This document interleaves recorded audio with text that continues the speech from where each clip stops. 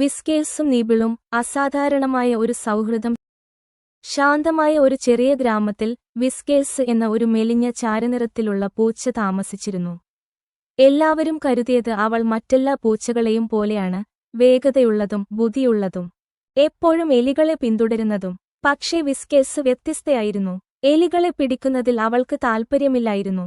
സൂര്യപ്രകാശത്തിൽ ഉറങ്ങാനും ചിത്രശലഭങ്ങളെ പിന്തുടരാനും ലോകം കടന്നുപോകുന്നത് കാണാനും അവൾക്കിഷ്ടമായിരുന്നു.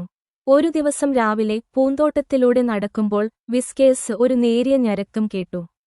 ഒരു കുറ്റിക്കാട്ടിന്റെ അടിയിലേക്ക് നോക്കുമ്പോൾ വീണുകിടക്കുന്ന ഒരു ചില്ലയുടെ കീഴിൽ കുടുങ്ങിക്കിടക്കുന്ന ഒരു ചെറിയ എലിയെ അവൾ കണ്ടു. എലിയുടെ മീശ ഭയന്ന് വിറച്ചു. ദയവായി എന്നെ തിന്നരുത്, എലി അലറി. വിസ്കേസ് തല ചായ്ച്ച്, നിന്നെ തിന്നുമോ?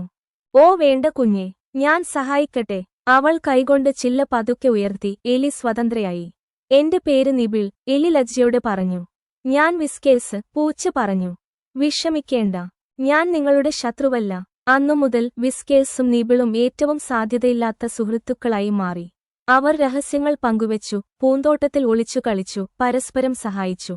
ഉയരമുള്ള പുല്ലിലൂടെ വിസ്കേസിന് മറഞ്ഞിരിക്കുന്ന വഴികൾ നിബിൾ കാണിച്ചുകൊടുത്തു.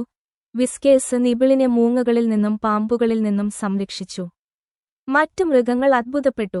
ഒരു പൂച്ചയ്ക്കും എലിക്കും സുഹൃത്തുക്കളാകാൻ കഴിയില്ല, അവർ പറഞ്ഞു. പക്ഷേ വിസ്കേസും നിബിളും പുഞ്ചിരിക്കുക മാത്രമാണ് ചെയ്തത്. അവർ ഒരു ലളിതമായ സത്യം പഠിച്ചു: സൗഹൃദം ഭയത്തേക്കാൾ ശക്തമാണ്. ദയയ്ക്ക് ശത്രുക്കളെ കുടുംബമാക്കി മാറ്റാൻ കഴിയും. അങ്ങനെ പൂച്ചയും എലിയും സന്തോഷത്തോടെ ജീവിച്ചു, സൗഹൃദത്തിന് നിയമങ്ങളില്ലെന്ന് ലോകത്തിന് തെളിയിച്ചുകൊണ്ട് അടുത്തടുത്തായി.